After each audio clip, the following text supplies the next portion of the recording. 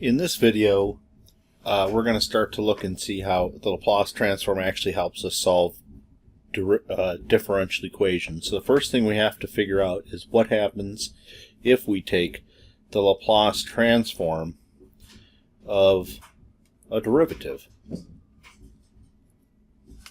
So let's take a look at the Laplace transform of f prime of t. We'll talk about the things that I need for the derivatives to obey for this all to be true later on, but right now I just want to talk about the formulas and things of that nature. So let's plug it into the formula for the Laplace transform.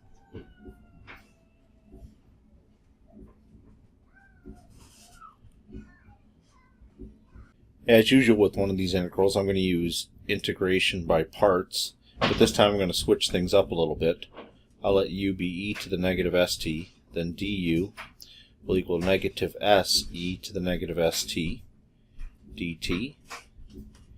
dv will be f prime of t dt, and then v will be f of t. And so my Laplace transform of f prime of t will equal, I'll do my uv first, e to the negative st, f of t from 0 to infinity. And when I subtract off this diagonal, it'll become plus. I'll pull the s out front, and I'll get e to the negative st times f of t dt. This part right here, we'll make some assumptions. For the most part, this will go to 0 as t goes to infinity. Sometimes we'll allow it to go to some sort of a constant, but it will converge no matter what. But for the purposes of these formulas, I'm going to assume that this goes to 0 as t goes to infinity. And then I'll plug in 0. E to the 0 is 1, so I'll get f of 0. And then over here, this is s times the Laplace transform of f of t. Now we can reapply this. Let me go ahead and put this formula, f prime of t. I think I'll put it in the order that is normally listed. Usually we'll start with the Laplace transform first.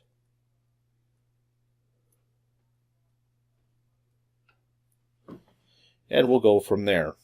So if I want to take a look and try to figure out what the Laplace transform of f double prime of t, for instance, is, well, I can use this formula, except I'll replace f of t with f prime.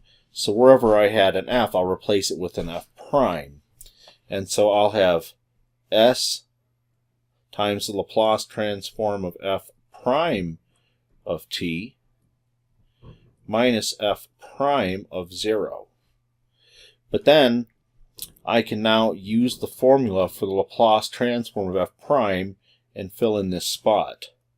So I get s times, now I'll put this stuff into that spot, s, the Laplace transform of f of t minus f of 0 minus f prime of 0. And so we'll get s squared, Laplace transform f of t minus s f of 0 minus f prime of 0. And then I can keep doing this. Let's try this next one. The Laplace transform of f triple prime of t. Now, f double prime will be what I reference here. This is like the derivative of f double prime. So in this formula here, I'll replace f with f double prime. And then it'll be s, the Laplace transform of f double prime of t minus f double prime of 0. And then I'll go and replace the formula that I have for the Laplace transform of f double prime with this stuff right here. And so I'll get s times, all of this stuff, s squared, the Laplace transform of f of t, minus sf of 0 minus f prime of 0. And then that takes care of this portion, and then I have minus f prime prime of 0. So let's see what all we have here. I'll have s cubed, the Laplace transform f of t, minus, I will get s squared f of 0 minus s f prime of 0 minus f double prime of 0. So you can hopefully see the pattern starting to merge here. The triple derivative, the third derivative, matches this exponent here. And then it starts to count down, s squared, s to the 1, and then s to the 0. But while it's counting down, the derivatives at 0 are starting to count up. So if I want a formula for the Laplace transform of the nth derivative of t, then I can use the pattern that I've established here. For an actual proof, you're going to do something like induction and go from n-1 to the n step. But let's go ahead and see what we can copy here. I have s to the n, the Laplace transform of f of t, minus, now what happens is that the s's start to count down. So I'll have s to the n minus 1, f of 0, minus s to the n minus 2, f prime of 0. And this will keep going on and on and on. Let me, until I get to s. And here, this here is one less derivative than what we've taken. So this, the last thing will be the n minus 1th derivative of f of 0. So before that must be the n minus 2th derivative. If I can say f n minus 2nd derivative of 0 minus f to the n minus 1th of 0. Now there's a notation your book uses. And all books actually use this. I've seen them all use it. And it looks like this. In place of the Laplace transform of f of t, right here, it's kind of like when we write y is a function of x, but we never mention that. And then you can only imagine what the variable is, or the independent variable. In our case, remember, this is a function of s, and it's not clear from this notation that it is. So the definition that's made is we call this f of s. This is because it's less messy, and something like this, if I were to put that kind of stuff, would be an extremely confusing notation. So we're not going to do that. Nobody does that, in fact. In fact, this is the assignment that we'll often use. And so the nth derivative formula that I have looks like the following.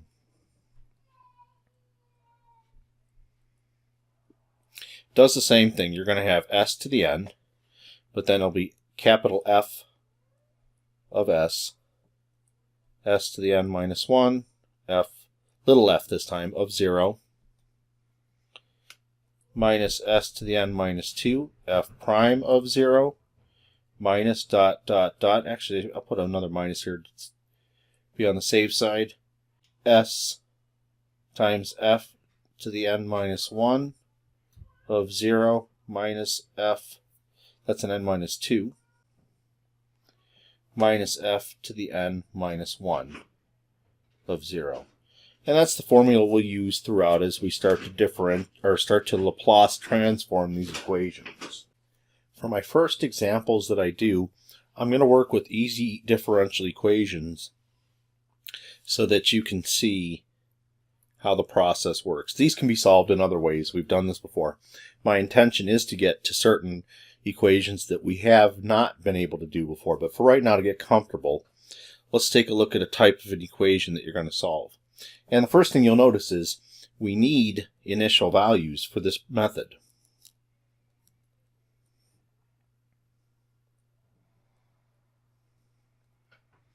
Because that's exactly what this f of 0 is. F prime of 0, or however many derivatives we need, those are all initial values. And so I need these initial values in here. First derivative, let's go ahead and take the Laplace transform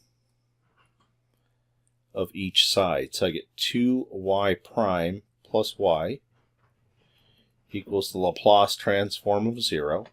Now if you remember, the Laplace transform is the integral, but you have e to something, but then you have times the function. Well, if the function is 0, the whole integral is 0. So this is not going to be a problem. Now the linearity I'll use next. I'll have 2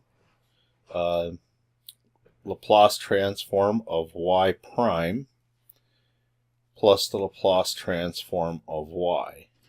Of course, this thing is what I'm calling f of s, so I'll put that in there. But then over here we have 2, and this is to the 1 power. So remember, whatever this derivative is matches the s attached to f of s. So I'll have 2 times s to the 1 f of s minus s to the 0 f of 0 minus, well actually no, that stops there. Once you get to the 0th derivative, you were finished. That would have been a plus there. Of course, then we have 2s f of s minus f of 0, or in this case, y of 0. I probably should, that should be a y of 0, not f, since that's what we are calling the function here. Y of 0. S to the 0, of course, is 1. Let me put a 3 here.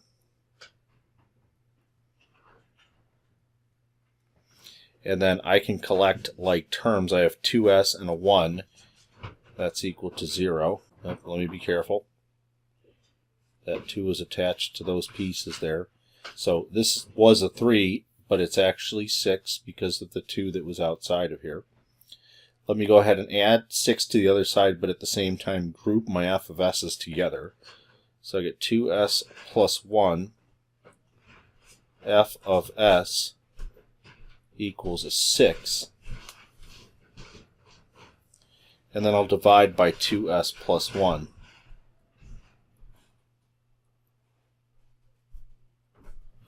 Okay, now the question is, what do you do with this? How does this actually help you solve? Well, what it has done is taken a differential equation and changed it into a rational function. Now, we are permitted to reverse this process. You can actually reverse this process now and apply an inverse transform to both sides. I'll talk about this in a minute, but just so you know, you can do it.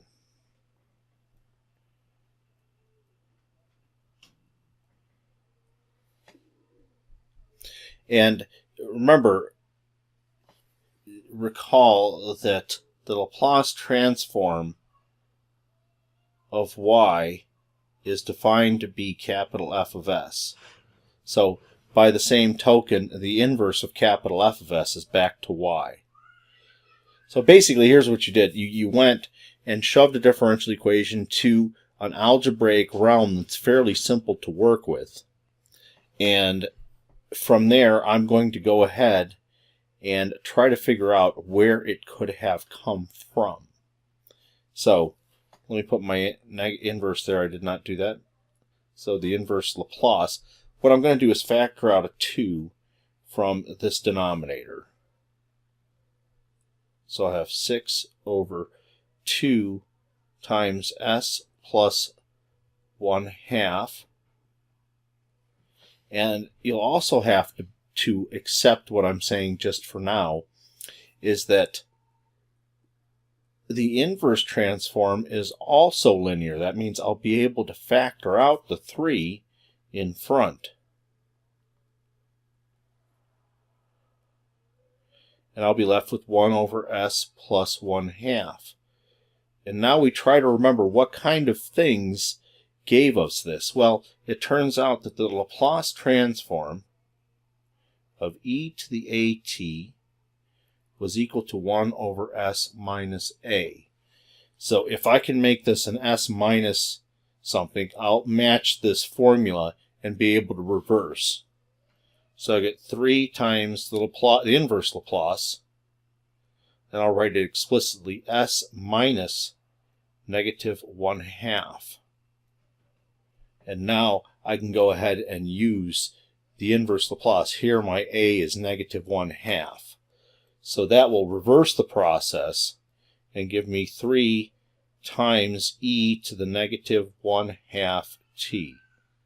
And that is the solution to the differential equation. You might want to try these with methods that we've done so far just to see that we are getting the right answer. But right now, one could argue whether this is easier or not. That's really not the point of the Laplace transforms. While they make them technically easier, they may be more cumbersome as far as algebra is concerned. Now, if the Laplace transform of f of t is equal to the Laplace transform of g of t, then f of t equals g of t.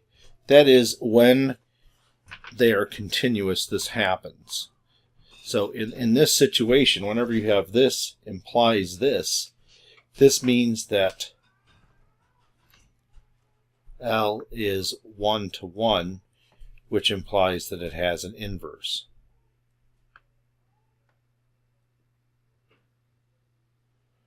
But it's important that they be continuous functions in order for this to be true.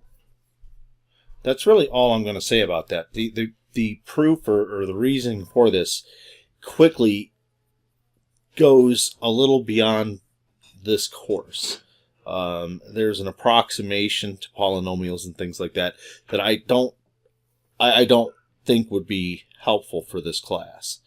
So we'll just keep it at this and be happy that we can apply the Laplace transform as long as we get, or an inverse Laplace, as long as we get a transform that we know how to deal with. Now the next example is rather lengthy. I'm going to show you what you could be up against. Solve y prime plus 6y equals e to the 4t. And we're given that y of 0 equals 2. So once again, let's go ahead and take the Laplace transform of each side.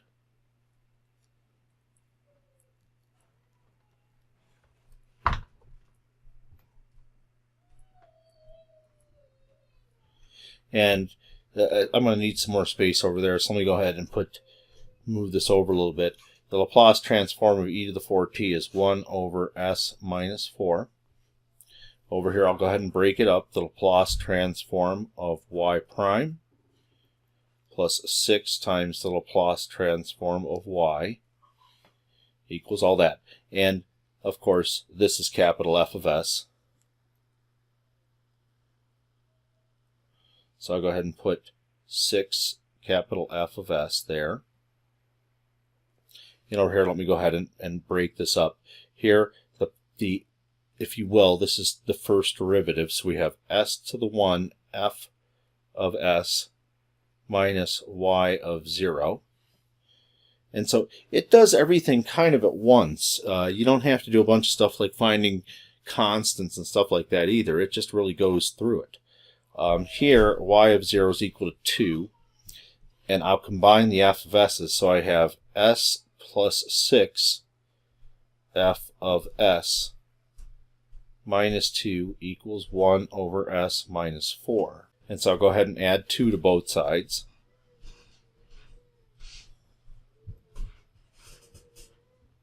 we're trying to solve for f of s, and then I'll take the inverse transform to go back to y. So I get 1 over s minus 4 plus 2. Before I do anything like divide by s plus 6, I'm going to make this into one fraction. So I have 1 over s minus 4 plus 2 times s minus 4 over s minus 4. Then I'll have 1 plus 2s minus 8, which is 2s minus 7 all over s minus 4.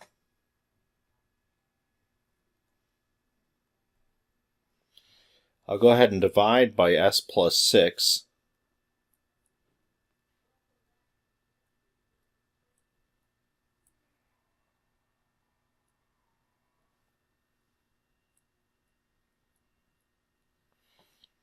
And I would like to apply the inverse Laplace right now, but unfortunately, we're going to be using a variety of tables, and this won't work with the tables we're given. They won't give us such a complicated expression that we'll be able to work for.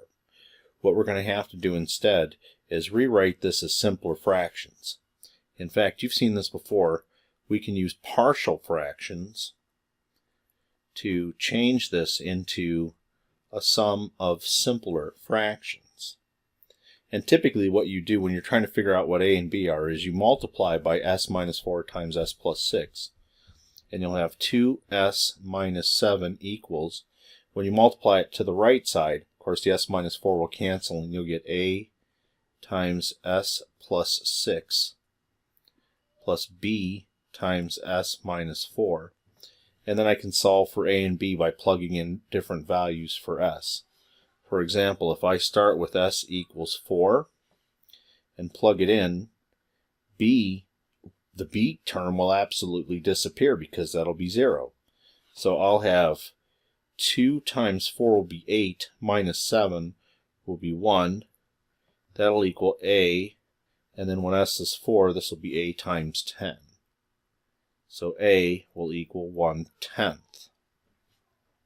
And then if I let s equal negative 6, the purpose of that is to zero out the a portion of that side.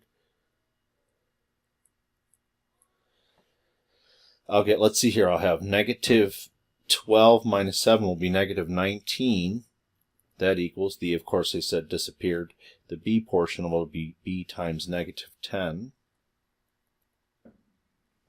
And so b will equal 19 over 10.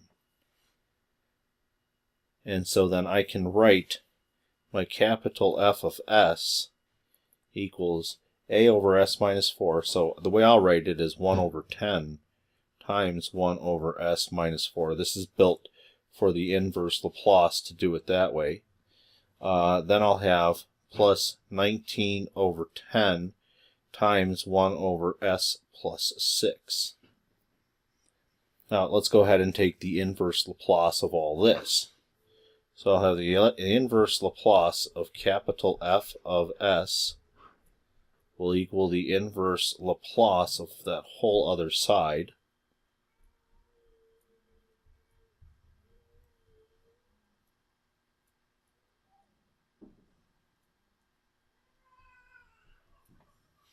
Of course, the inverse Laplace of capital S is y.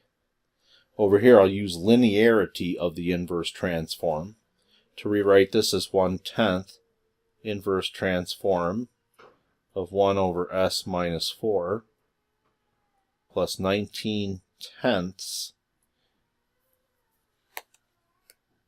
times the inverse transform of 1 over s plus 6. And then I can use the formula where it's e to the at equals 1 over s minus a, but I'll reverse it. And so I'll get e to the negative 4t plus 19/10 e to the negative 6t. And that's y. Let me do one last example that's a bit heavier with the algebra. Let me see how much of this I can move out of the way. Example 3, we have y double prime minus 4y prime equals, 6e to the 3t minus 3e to the negative t, and our initial conditions are y of 0 equals 1, y prime of 0 equals negative 1. As you can imagine, we're going to do the Laplace transform of each side.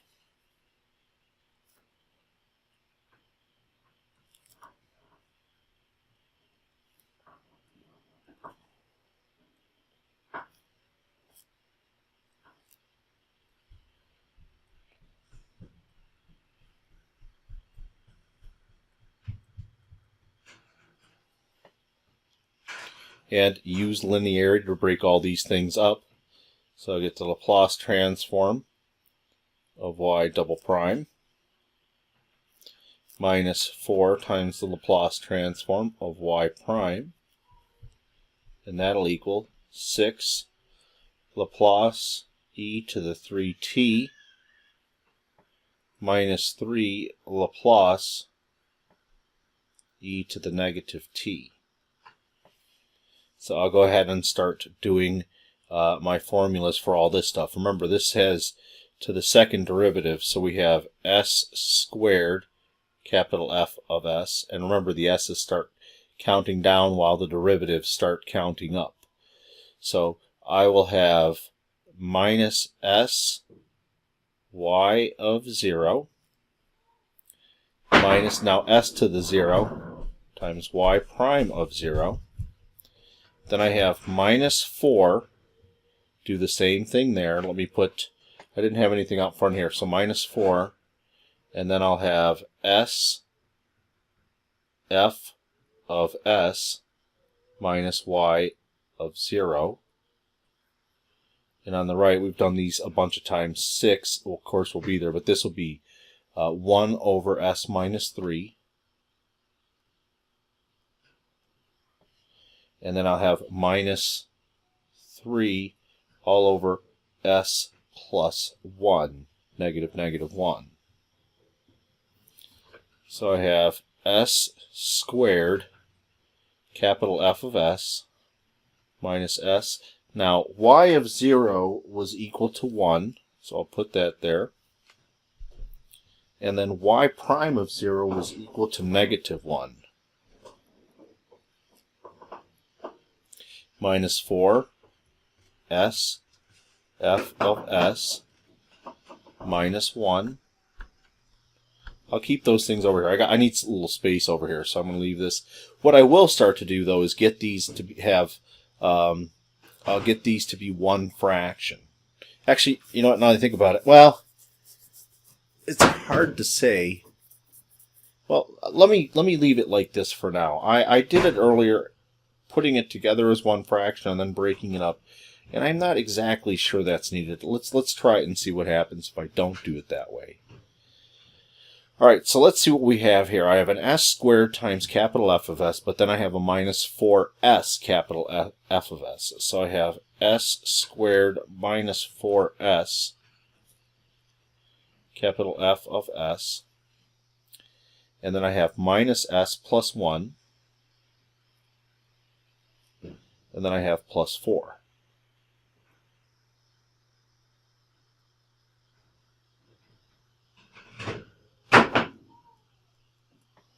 And let's see what happens here. Then I'll have, well, let me just do a little simplifying here. I have s squared minus 4s, capital F of s, minus s plus 5 equals 6 over s minus 3 over s plus 1. I will take the negative s plus 5 to the other side, and I'll have s squared minus 4s f of s equals 6 over s minus 3 over s plus 1 plus s minus 5. So I guess getting a common denominator will be helpful. So let me go ahead and get these all in terms of being over s minus 3 and s plus 1. So I have 6 times s plus 1 minus 3 times s plus 3 plus s times s minus 3 times s plus 1 minus 5 times s minus 3 times s plus 1, and all of this is over s minus 3 times s plus 1. And let's see what all we get here. I get 6s plus 6 minus 3s plus 9. I'll start a little foiling process here. Plus s squared minus 3s times s plus 1 minus 5 times s squared plus s minus 3s would be minus 2s minus 3 all over s minus 3 times s plus 1. Let's simplify a little bit here before I go any further. The 6s and the 3s I can simplify to give me 3s plus 15 plus here I'll get an s cubed plus s squared minus 3s squared minus 3s minus 5s squared plus 10s plus 15.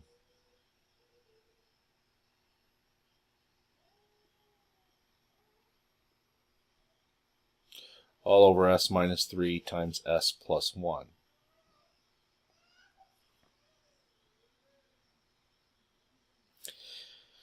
Let's see, I'll have an s cubed, and I'll do like I do for a lot of elementary type things, but where it's complicated, I'll slash them as I use them up.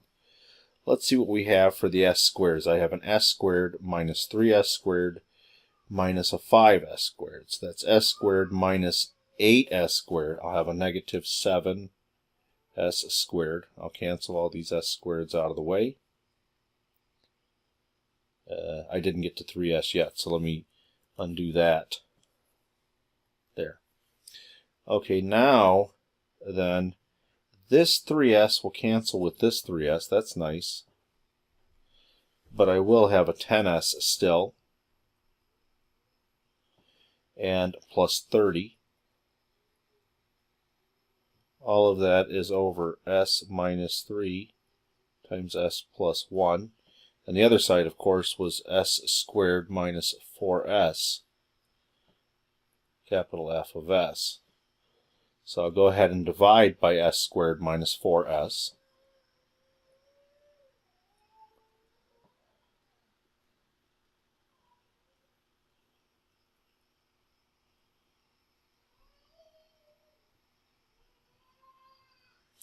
And when I do divide by it, I'm going to factor it out over here.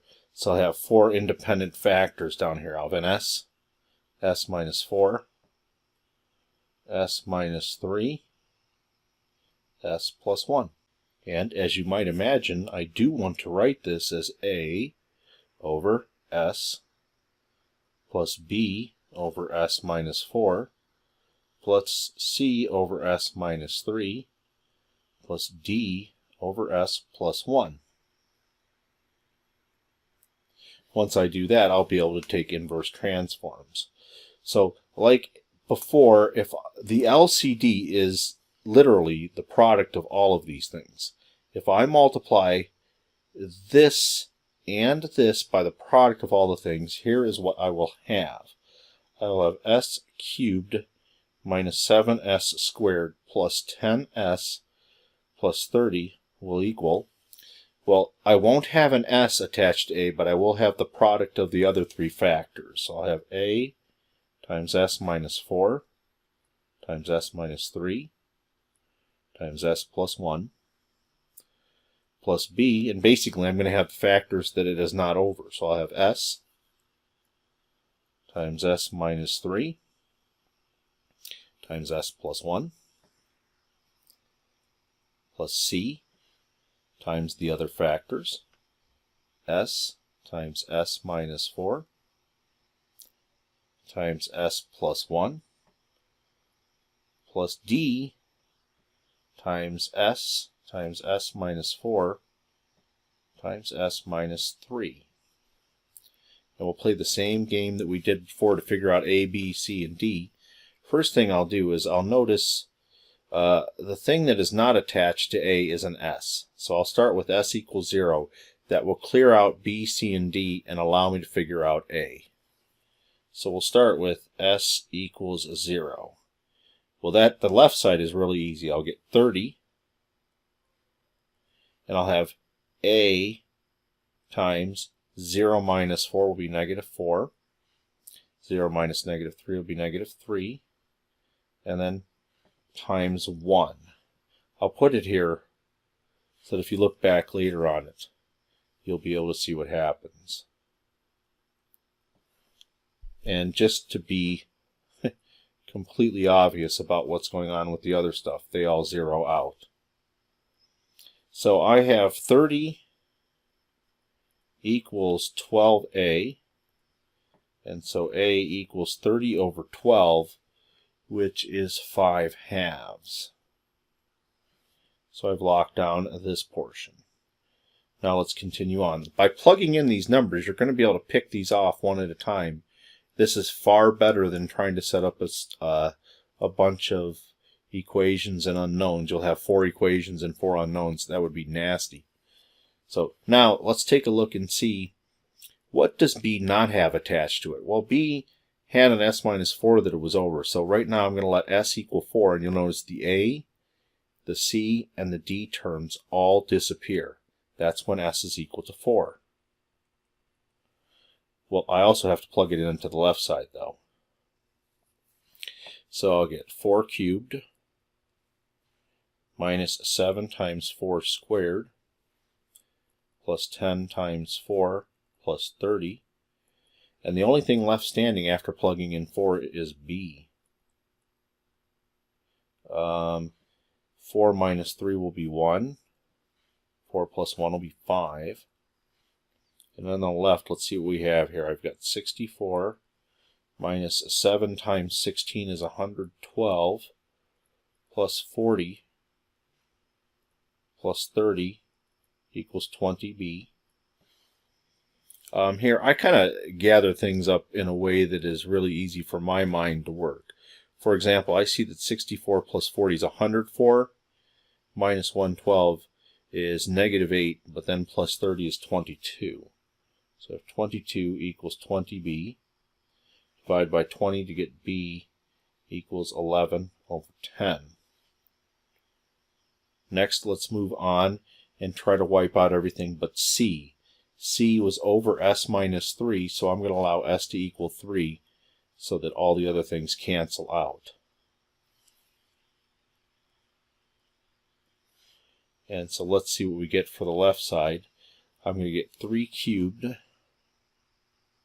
minus 7 times 3 squared plus 10 times 3 plus 30 will equal, and then like I said, I only have c attached to this, so I have c times 3 times negative 1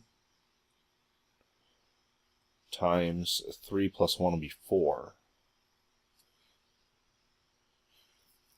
So I have negative 12c on the right. On the left, I'll have 27 minus 7 times 9 minus 63 plus 30 plus 30.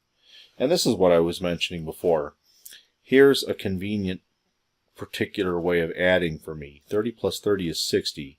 When I add these last 3 terms, then that's negative 3. So I can see that the left side is a 24.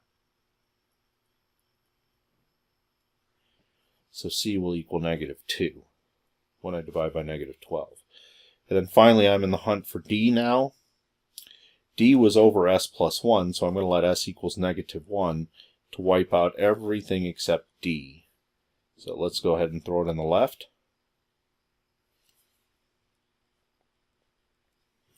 So I'll have negative 1 cubed minus 7 times negative 1 squared plus 10 times negative 1 plus 30, and that will equal the d terms, that was s minus 4 times s minus 3.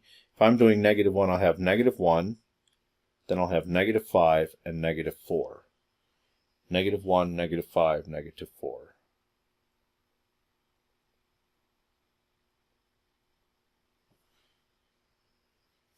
And so I'll get 20d.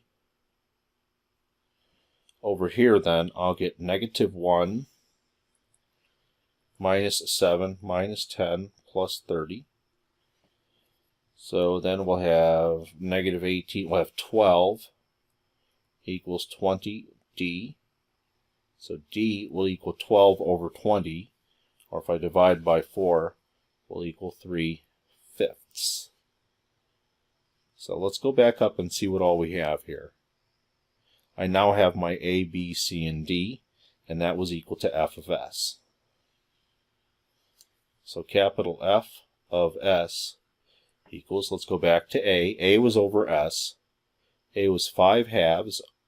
So instead of 5 halves over s, I'll write it as 5 halves times 1 over s. And then b was over s minus 4. B was 11/10.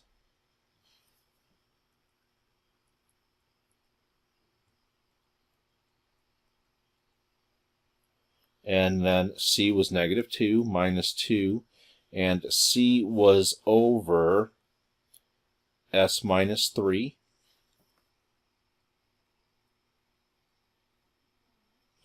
And then d was over s plus 1.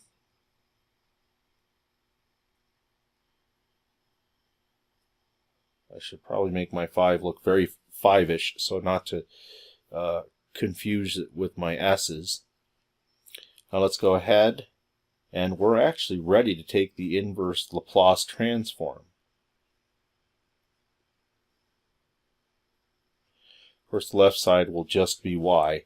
And then I'll go ahead and cut to the chase on the right side. I'll get 5 halves inverse Laplace of 1 over s plus 11/10 inverse Laplace of 1 over s minus 4 minus 2 inverse Laplace of 1 over s minus 3 plus 3/5 times the inverse Laplace of 1 over s plus 1.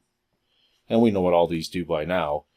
This right here, the inverse Laplace of 1 over s was equal to 1. So I get 5 halves times 1 plus 11/10 times e to the 4t minus 2 e to the 3t plus 3/5 e to the negative t. As I check my answer, I think I have made a mistake on d. Right there it is. Negative, negative, negative is negative 20d. Negative, negative. You see, this is really simple to fix our problem then. So this just changes this piece right here to a negative. And then I'll just fix up the other mistakes that I made so that my notes are correct. And of course, inverse capital F is just back to y. So there is your function.